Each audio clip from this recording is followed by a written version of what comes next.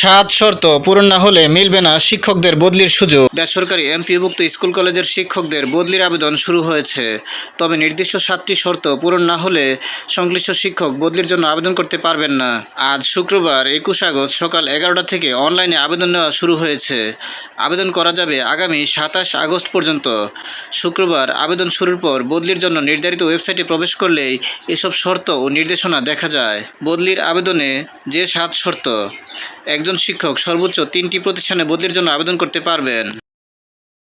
নিজ বিভাগ ক্যাটাগরিতে আবেদন করার ক্ষেত্রে আপনার নিজ জেলায় 3টি বা তার বেশি প্রতিষ্ঠানে পদ শূন্য থাকলে আপনি বিভাগীয় বদলির জন্য আবেদন করতে পারবেন না। নিজ জেলা অথবা নিজ জেলা ও নিজ বিভাগ ক্যাটাগরিতে আবেদন করার ক্ষেত্রে আপনার বর্তমান কর্মস্থল ও নিজ জেলা একই হলে আবেদন করা যাবে না।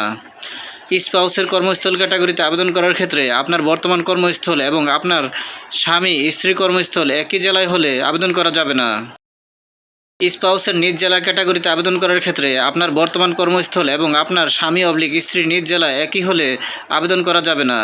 আবেদন করার জন্য বর্তমান চাকরির মেয়াদ কমপক্ষে 2 বছর পূর্ণ হতে হবে। চাকরির মেয়াদ 2 বছর পূর্ণ না হলে বদলির জন্য আবেদন করা যাবে না। যেসব শিক্ষক বদলির যোগ্য নন তারা বদলির জন্য আবেদন করতে পারবেন না। উপরোক্ত শর্তসমূহ পূরণ না হলে সংশ্লিষ্ট ক্যাটাগরিতে বদলির আবেদন করার সুযোগ থাকবে না। আবেদন করার পূর্বে অনুগ্রহ করে আপনার তথ্য ও যোগ্যতা যাচাই করে নিন। ভিডিওটি ভালো লাগলে লাইক, কমেন্ট ও শেয়ার করে দিবেন এবং চ্যানেলটি সাবস্ক্রাইব করে পাশে থাকার অনুরোধ জানিয়ে সকলের সুস্বাস্থ্য কামনা করে এখানেই শেষ করছি। আসসালামু আলাইকুম।